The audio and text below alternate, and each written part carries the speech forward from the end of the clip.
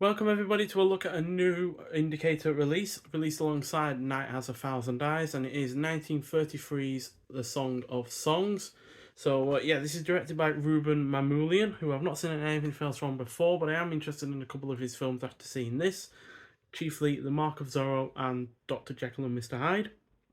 So this is a romantic drama, clocking in at 90 minutes long, stars Marlena Dietrich, who I've seen in now 19 films, with this one included. So the likes of Touch of Evil, Witness for the Prosecution, Dishonored, and The Devil is a Woman. Also stars Brian Aherne, who was in the 1953 version of Titanic, as well as A Bullet is Waiting, as well as Lionel Atwill, who I've now seen in 14 films, the likes of The Devil is a Woman, who yeah, obviously would reunite with him with Marlena Dietrich, and yeah, which will be 2 years after this one, and yes, more in the kind of vein of the rest of the Joseph von Sternberg films that she'd do with him, whereas this is a little bit different to that. And yeah, Lionel was also in the likes of 5 Universal horror films, mainly the Frankenstein films, as well as Murders in the Zoo, Man-Made Monster, and the 1939 version of The Hound of the Baskervilles. So, after her father dies, Lily moves to the city to live with her strict aunt. During the day, Lily works in her aunt's bookstore, and at night she sneaks across the street to model for Richard, a sculptor with whom she falls in love. A patron of Richard's, Baron von Merzbach, develops an interest in Lily that may not be with the best of intentions. So, yeah, I will be honest, I kind of thought I knew what I was getting in for with this film, given the other films that I've already mentioned that Marlene Dietrich was in at the time. You know, the Joseph von Sternberg films, she did 7 of the films with him, and yeah, they were a lot more fierce in terms of her character. She was a lot more of a person to be reckoned with, whereas in this, she's a lot more timid, but she does eventually grow into something a little bit more outspoken and a little bit more out there. But yeah, she does a fantastic job in that regard. And yeah, it's far more unique compared to those other films that I've already mentioned that she did at the time. And she, like I said, she's also really rather once again great. The supporting cast is also really good. The characterization is believable. The pacing is on point. It is well shot. The plot is overall engrossing, and the production is solid as it's not set in 1933 at the time. It's more like early 1900s, maybe late 1800s. But regardless, it is a really rather fantastically produced film with nice costumes, nice sets, and yeah, the period production is overall convincing enough as it is. So yeah, this has had a high definition remaster. There are some parts of the film that you can tell the film print has been really rather quite degraded.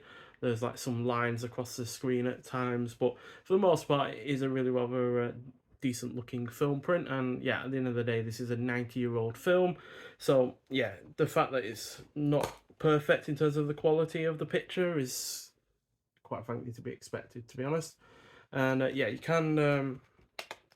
do get another version of the poster, which again, like Night Has a Thousand Eyes, does not have the certificate on the bottom there. So, but I do also quite like that one as well. So yeah, it's up to you whether or not you want the newer artwork or the original artwork without any of the ratings on it. But regardless, it is still nice artwork. And then you also get a booklet to go with it. So that's Dietrich's character a lot later into the film, uh, way less timid by that point. And yeah, that's a behind the scenes shot with the director there. And in the booklet itself, you get your cast and your crew. There's another fantastic shot, by the way, in terms of the setting.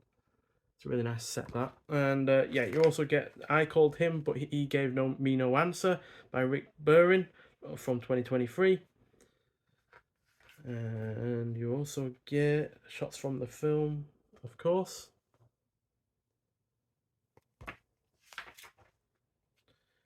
The sculpture of Marlena Dietrich's character there, which is really quite evocative for a film of the time. But then again, it was a pre-code film, so it wasn't under the same kind of restrictions that films after the likes of 1933 would be subjected to. So that's really rather good. And then we got tiny tintypes. I think that's what it says. Ruben Mamoulian by Sidney Skolsky from 1933. It was a Tin Types is a was a column in the New York's Daily News by Sidney Skolsky, who offered a portrait of Ruben Mamoulian, which is as eccentric as its subject. So that'll be interesting. I always do like period write-ups from the time. And then we have an interview with Ruben Mamoulian by Andrew Saris from 1966, so a good 3 decades or so after this film. So American critic Andrew Saris interviewed director Ruben Mamoulian for his book Interviews with Film Directors. Looking at the director's entire career to date, this extract covers his life from his early career in theatre to his entry into the cinema with Applause, which was one of the first sound films. And then after that interview, we have the critical response from the time. And then we have another poster at the back, more like the one on the reverse. And then about the restoration, the Song of Songs was resourced from a Universal HD restoration created in 2008. So again, it's not a bang up to date version of the film, but at least the original mono soundtrack was remastered at the same time. So not quite sure why Indicator has resorted to these kind of releases in terms of lesser quality, I should say. Not in terms of the film itself, but in terms of the actual restoration and the like, because no doubt this film could have a better restoration to it. Like I said, there were some parts of the film that were quite degraded, and that is a bit of a shame. But you do have a whole host of extras on the disc itself. You've got audio commentary with film historian David Del Valle from 2020. You've got the Mamoulian touch from 2023 that's clocking in at 33 minutes long. Writer and critic Jeff Andrew assesses the Song of Songs and its place within the career of the director. Then you got the Lux Radio Theatre, the Song of Songs radio play adaptation of the film's screenplay, featuring returning cast members Marlena Dietrich and Lionel Atwill, as well as Douglas Fairbanks Jr. Got original theatrical trailer, image gallery with promotional and publicity materials, new and improved English subtitles, and that 40-page booklet that I was on about, which, like I said, has all of those parts inside of it. So, like I said, it was released alongside Night Has 1,000 Eyes, which is here.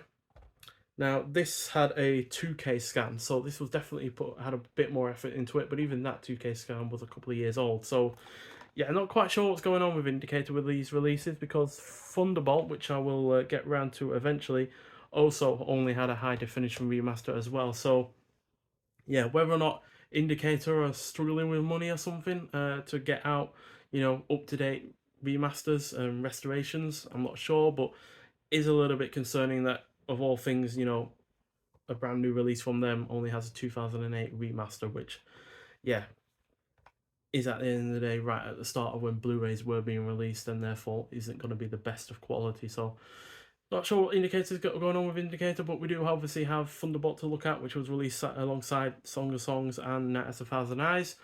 Plus, we also have the Universal Noir #2 box set coming out in the future. So, Indicator aren't completely out of the game right now, but I am a little concerned that these 3 films that were released aren't the bang-up-to-date restorations that we've come to expect from Indicator. So, hopefully it's just because these are, single disc limited editions and they're not, the big fat full release. So, but nonetheless, thank you for watching. If you've seen this film before, I'd like to hear your thoughts on it. But nonetheless, I'll see you in the next one. Bye.